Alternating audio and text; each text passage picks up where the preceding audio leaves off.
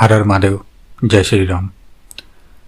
मुझसे काफ़ी लोगों ने यह प्रश्न किया था कि अस्त्रों की सिद्धि किस प्रकार से होती है, और उन प्रश्नों में कई लोगों ने यह भी पूछा था कि माता काली के जो अस्त्र होते हैं, विशेष रूप से जो उनके हाथ में जो खड्ग विद्यमान है, उनकी सिद्धि किस प्रकार से होती है।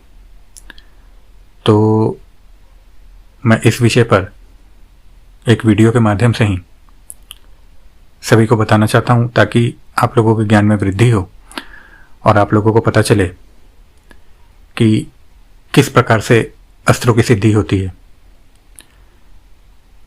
मैंने अपने चैनल पर शुरुआत में एक वीडियो डाली थी कि दिव्यास्त्रों की सिद्धि कलयुग में किस प्रकार से संभव है या किस स्तर पर होती है। उसमें भी मैंने ये बताया था, और मैं अपने कुछ वीडियोस के बीच बीच में भी बताते रहता हूँ कि किस तरीके से ये संभव होती है, किन स्तरों पे कार्य करती है। माता काली के खड्ग की सिद्धि के विषय में बताने से पहले मैं आप लोगों को अस्त्रों के विषय में कुछ बताता हूँ कि जो भी देवी देवताओं के अस्त्र होते हैं, जिन्हें आप दिव्यास्त्र कहते हैं, तो प्रत्येक का एक नाम होता है, और जितने भी उनके स्वरूप हैं, उनके प्रत्येक अस्त्र का नाम अलग अलग होता है। मेरे कहने का तात्पर्य यह है कि जो माता काली के जितने भी स्वरूप हैं, उनके हाथ में जो खड्ग विद्यमान है, उन खड्गों के अपने अपने नाम होते हैं, और इसी प्रकार से अन्य शक्तियों के भी। और जो माता काली के जितने भी स्वरूप हैं, उनके जितने भी अस्त्र हो गए या जो खड्ग है उनके हाथ में, प्रत्येक की सिद्धि का विधान अलग अलग है। मैं यहाँ पे जो बात करने जा रहा हूँ, माता काली के जिन स्वरूप की बात करने जा रहा हूँ, वो माता भद्रकाली के बारे में बताने आप लोगों को जा रहा हूँ। आप लोगों के ज्ञान में वृद्धि हो इसलिए। और उनके हाथ में जो खड्ग है उसका भी एक नाम है, और नाम यहाँ पे मैं नहीं बता रहा, परंतु किस प्रकार से उस खड्ग की सिद्धि होती है, इस विषय में मैं आप लोगों को जानकारी दे रहा हूँ, आपके ज्ञान में बढ़ोतरी के लिए। सर्वप्रथम तो मैंने जैसा अपने पहली वीडियोस में भी बताया कि जो दिव्यास्त्र होते हैं वे पूर्ण रूप से कार्य कैसे करते हैं।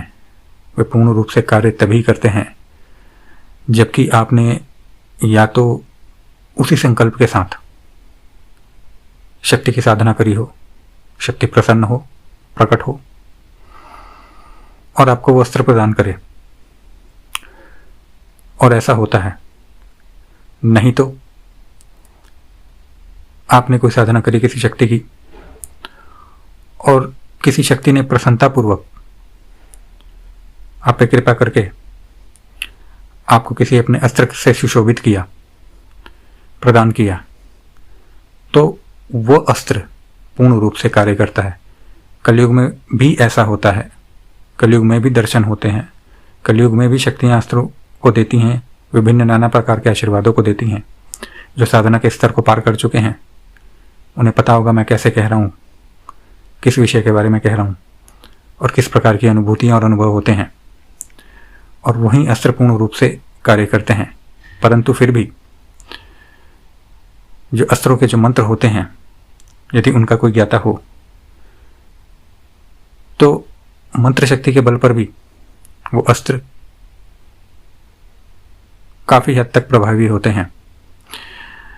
अस्त्रों के विषय में मैं आप लोगों को यह भी बता दूं कि अस्त्र जो हैं वे जानते हैं, उनके अंदर अपनी एक शक्ति विद्यमान होती है, क्योंकि वो एक शक्ति का ही स्वरूप होते हैं। आप उसे ये समझ लीजिए, क्योंकि आप अस्त्र को माता काली का खड्ग की बात कर लीजिए, आप इसे ये मत समझ लीजिए कि माता काली का केवल खड्ग है, वो माता काली का अस्त्र है। तो आप उसका जहां भी प्रक्षेपण करेंगे तो माता काली के स्वरूप को पता होगा कि आपने कहाँ चलाया है, क्या कार्य लिया है, किससे क्या लिया है। अर्थात अस्त्र जानते हैं क्योंकि वो माता काली से जुड़े होंगे। इसी प्रकार से अन्य शक्तियों के भी अस्त्र होते हैं। इसके ऊपर एक संपूर्ण वीडियो या बहुत सारी वीडियोस बन सकती हैं, इसीलिए मैं यहाँ पे केवल संक्षेप मात्र में आप लोगों को बता रहा हूँ। और मैं वापस पुनः विषय पर आता हूँ, माता काली के खड़ग की सिद्धि के विषय पर, क्योंकि वीडियो बहुत ज़्यादा लंबी हो जाएगी और इसकी आवश्यकता नहीं है। पहले तो ये जान लीजिए कि माता काली का जो खड़ग है, जो माता भद्रकाली का खड़ग है, वो क्या क्या कर सकता है। तो बहुत कुछ कर सकता है। तंत्र काट कर सकता है, ये तो सामान्य सी बात है। इसके साथ साथ में जो 6 के 6 षटकर्म हैं उनको काट सकता है। जिसको ज्ञान हो, जो करना चाहता हो और शक्ति की आज्ञा हो, वो प्रतिकूल स्थितियां उत्पन्न होने पर 6 के 6 षटकर्मों को कर भी सकता है।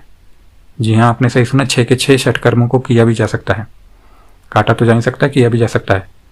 इसके साथ कवच लगाया भी जा सकता है, कवच भेदा भी जा सकता है। परंतु जैसा मैं बार बार कहता हूँ, आपको ज्ञान होना चाहिए। आप किसका कवच भेद रहे हैं, सामने वाले के पास कौन सी शक्ति है, सामने वाला किस स्तर पर है, उसने किस शक्ति का कवच लगा रखा है। कहीं ऐसा ना हो कि किसी से कोई गलती हो और जो आपने अस्त्र चलाया है, जिसने भी चलाया है, जो चलाने का विधान जानता है, वो उसी का सर्वनाश कर दे। मैं यहाँ पे केवल आपको जो माता काली का खड़ग है उसकी सिद्धि किस प्रकार से होती है ये आपको लोगों को बताने जा रहा हूँ, ना कि इसके प्रक्षेपण के विधियों के ऊपर मैं प्रकाश डालने जा रहा हूँ। सर्वप्रथम आपको क्या करना है कि किसी भी शुक्रवार को आप लोगों को यह सिद्धि करनी है, और ये 1 दिन की सिद्धि है। इसमें आप लोगों का जो आसन होगा वह पूजा का आसन ले सकते हैं, नहीं तो आप आसन के ऊपर अपना काला वस्त्र बिछा सकते हैं। काला वस्त्र भी अलग से ले सकते हैं, उसका आसन बना सकते हैं। इसके अंदर सुरक्षा घेरा, दिशा बंधन, सब कुछ करना है। और ये आप लोगों को बताने की जरूरत नहीं है, क्योंकि विधि हमारे द्वारा दी जा रही है, तो आज्ञा लेना सर्वप्रथम है। आपका जो मुख होगा वो आपका मुख उत्तर या पूर्व, आप दोनों दिशा में से किसी भी एक दिशा में रख सकते हैं। रात्रि में 9 बजे के बाद इस साधना को करना है, एक ही बैठक में करना है। और इसमें जो मंत्र रहता है, मंत्र का आप लोगों को 51,000 बार जाप करना है, खड़ग मुद्रा दिखाते हुए। इसमें कोई माला पे जाप नहीं होगी, खड़ग मुद्रा दिखाते हुए आप लोगों को जाप करना है 51,000 बार, एक बैठक में करना है। और आप लोगों को क्या करना है कि सर्वप्रथम अपने समक्ष जो है वो माता भद्रकाली का चित्र विग्रह स्थापित करना है, पंचोपचार पूजा करना है, धूप दीप और नैवेद्य जो भी आप चढ़ाते हैं वो चढ़ाना है। और एक आम का पत्ता लेना है, उसके ऊपर सिंदूर या रोली से आप लोगों को माता काली के हाथ में जो खड़ग सुशोभित है उसका एक चित्र अंकित करना है। चित्र अंकित करने के बाद में जो मंत्र रहता है वो उस खड़ग के अंदर लिखना है आप लोगों को।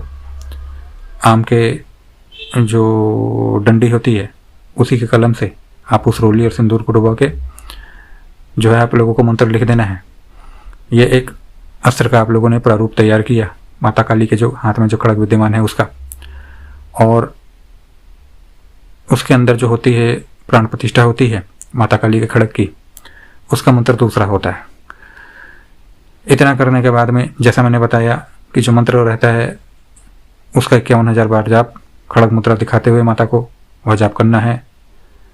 और परीक्षा आपकी हो भी सकती है, इसमें नहीं भी हो सकती है। अनुभव प्रत्येक साधक के अलग अलग होते हैं, परंतु भयभीत नहीं होना है, क्योंकि आप अस्त्र के मंत्र को जगाने जा रहे हैं। मैं ये तो नहीं कहूँगा आप अस्त्र की सिद्धि करने जा रहे हैं, परंतु आप अस्त्र के मंत्र को जागृत करने जा रहे हैं माता काली के खड़ग के। और 51,000 बार मंत्र जाप पूरा होने के बाद में आप लोगों को इसका जो है वो 108 आहुति देनी होती है हवन के द्वारा। और जब आप पूर्ण आहुति कर रहे हों तो जो आपने आम के पत्ते के ऊपर जो ये खड़ग का जो चिन्ह अंकित किया था मंत्र लिख के, उसको मंत्र बोलते हुए पूर्ण आहुति के साथ में आप लोगों को अग्नि में समर्पित करना है। इतना करने के बाद में जो माता काली का खड़ग है, उसका जो मंत्र है वो आप लोगों के लिए जागृत हो जाता है। और इसके जो प्रयोग के विधान है वो अलग होते हैं, प्रत्येक कार्य के लिए अलग होते हैं, प्रत्येक षटकर्म के काट के लिए अलग होते हैं, विभिन्न कार्यों के लिए अलग विधान होते हैं। यह विधान जो है यह पूरा अनुभव किया हुआ है, अनुभूत है और पूर्ण रूप से आजमाया हुआ है, इसमें कोई शंका नहीं है। इस प्रकार से जो अस्त्र की सिद्धि होती है या मंत्र की सिद्धि होती है वो करी जाती है। और जिन जिन साधकों को यदि माता ने स्वयं से किसी अस्त्र का आशीर्वाद दे रखा है, उनको इस प्रकार के विधानों को करने की आवश्यकता नहीं होती है। यहाँ पे केवल मैंने मंत्र के बल पे जो अस्त्र हैं उन्हें प्राप्त करने की मैंने आप लोगों को प्रक्रिया बताई है। आशा करता हूँ आप लोगों को कुछ नया सीखने को मिला होगा। हर हर महादेव।